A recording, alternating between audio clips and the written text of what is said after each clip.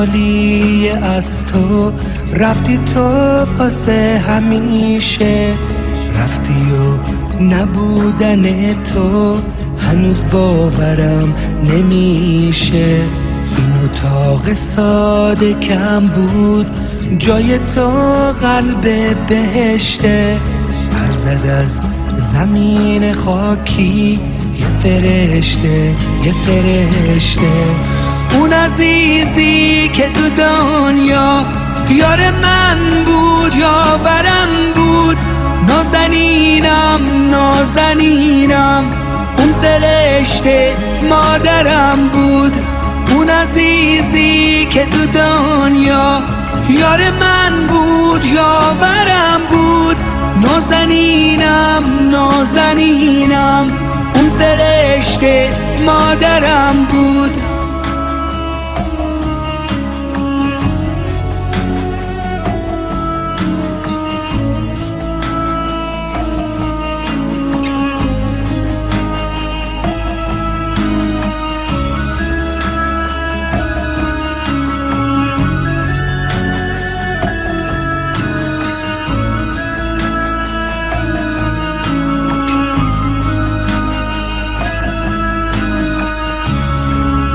خوشبختم که سالها روزگاری با تو داشتم، یادمه که با چه شوقی سر رو شونه هات میذاشتم.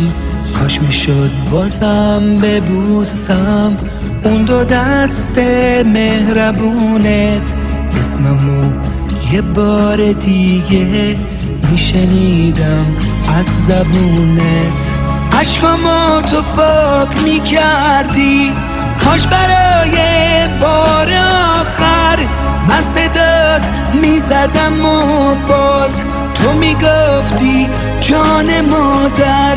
کاش میشد حتی یه لحظه در کنار تو بشینم، اگه تو بودی میگفتی نذار اشکاتو ببینم.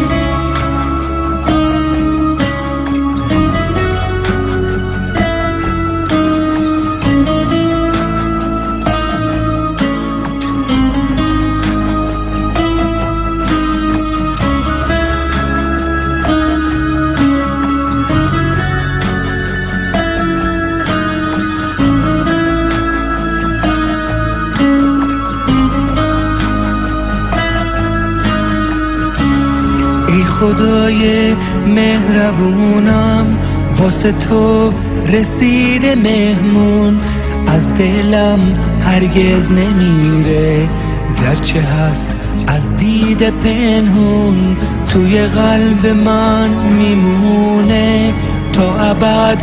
یاده یه لبخند نازنینم رو از این پس میسپرم به تو خداوند. اون عزیزی که تو دنیا یار من بود، یاورم بود، نازنینم نازنینم. اون فرشته مادرم بود، اون عزیزی که تو دنیا یار من بود، یاورم بود، نازنینم نازنینم. اون فرشته مادرم بود، اون فرشته مادرم بود.